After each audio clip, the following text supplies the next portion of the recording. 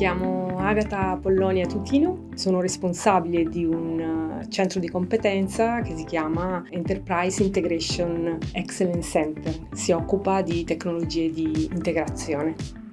Ho studiato ingegneria elettronica, ho iniziato a lavorare come operatore di help desk per un'azienda. Inizialmente dovevo semplicemente recepire le chiamate degli utenti che avevano problemi sulle applicazioni e girare a gruppi tecnici che risolvevano i problemi. Sin da subito questo ruolo mi stava stretto, quindi ho deciso che io dovevo essere uno di quei tecnici che risolvevano i problemi. È stata un po' una sfida. Ero l'unica donna in un gruppo di soli uomini e facevo fatica a inserirmi. Ma pian piano la mia sfida era diventare sempre più brava, così dopo un po' sono diventata team leader di questo gruppo di tutti uomini e pian piano sono arrivata oggi a gestire un gruppo che è diventato per fortuna misto. Nel mio gruppo adesso ci sono sia ragazzi che ragazze. Al mio arrivo in engineering ho dovuto ricominciare da zero e quindi all'inizio mi sono trovata un po' spaesata. Ho capito di essere riuscita a ricostruire un bel team quando ho cominciato a vedere che ottenevamo risultati che crescevamo di anno in anno. Sono una persona molto sportiva, soprattutto sono una motociclista, per cui quando ci sono belle giornate prendo la mia moto e vado in giro a scorazzare con la mia brutale.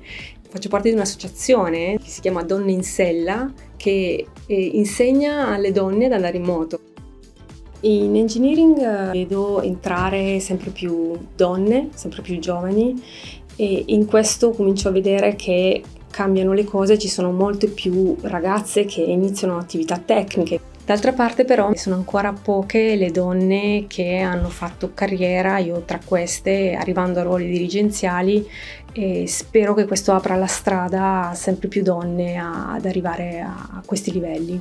Credo che il messaggio che bisogna passare alle donne è che anche le donne possono fare carriera nel mondo tech. Avere una carriera non sacrificherà avere una famiglia e che l'azienda deve mettere in condizioni le donne di poter lavorare in questo modo e tutto il resto si può costruire.